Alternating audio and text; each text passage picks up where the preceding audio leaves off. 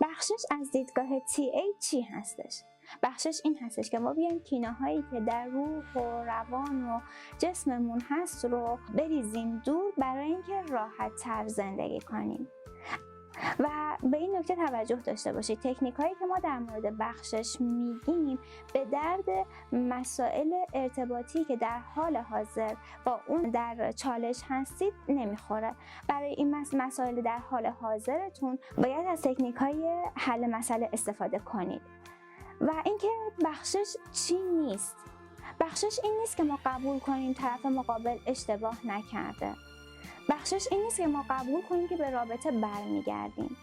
بخشش این نیستش که ما از موارد قانونی که باید پیگیری رو انجام بدیم صرف نظر کنیم. و حالا این هستش که تکنیک های بخشش چی هست؟ ما از چه تکنیک هایی برای بخشش استفاده میکنیم؟ اولین تکنیک کوچک کردن یا مینیمایز هستش. شما همین الان میتونید تصور کنید یه فردی که در گذشته شما رو آزار داده و از این فرد شما کینه دارید رو مجسم کنید پیش خودتون همین الان. خانم هست یا آقا، قدش چقدره، وزنش چقدره، چه موقعیت اجتماعی داره، چقدر ثروت داره. همه اینها رو ضرب در 1/10 بکنید. مثلا اگر این بنده خدا قدش 2 متر باشه، وقتی که ضرب در 1/10 میکنیم میشه 20 سانتی متر. اگر 100 کیلو باشه میشه 10 کیلو. و ماشینش چقدریه؟ اون ماشین رو ضرب در 1/10 بکنیم چقدری میشه؟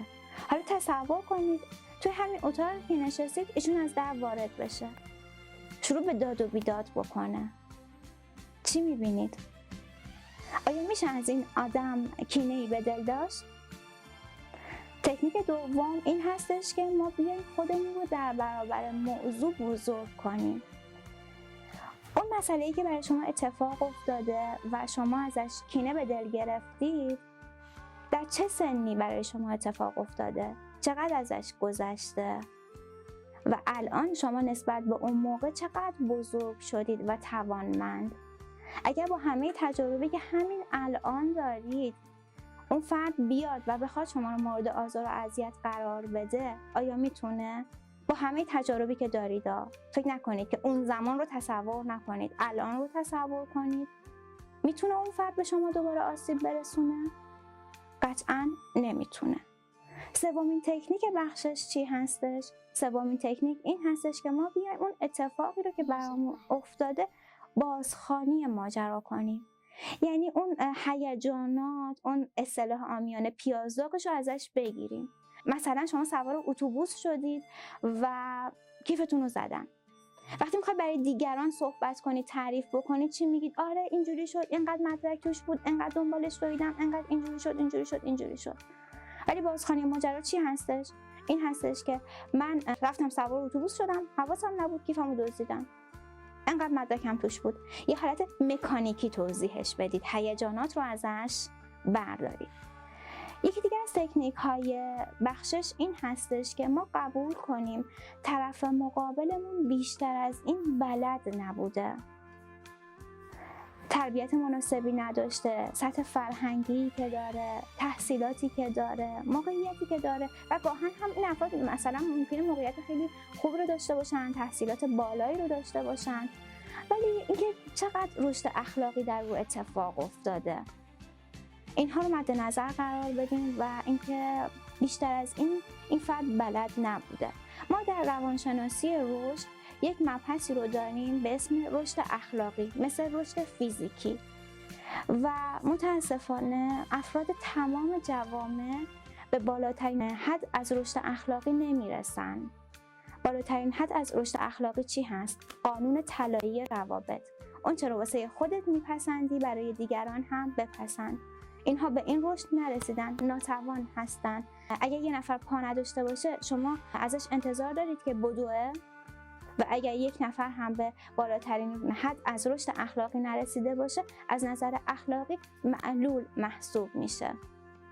اگر همه این کارها رو کردید و نتونستید که ببخشید اون فرد رو و کینه‌ها رو از دلتون بیرون بریزید برای اینکه خودتون راحت باشید، این تکنیک آخر رو اگر مو به مو انجام بدید قطعا به نتیجه میرسید.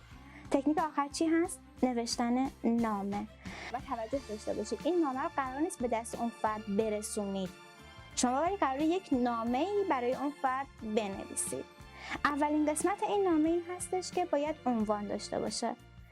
اسم اون فرد رو می‌نویسید، هر لقبی که می‌خواید رو بهش اضافه می‌کنید. بعد میاید ماجرایی که اتفاق افتاده رو همون جور که تو تکنیک بازخوانی ماجرا گفتیم یادداشت می‌کنید و بعد احساسات خودتون رو می‌نویسید.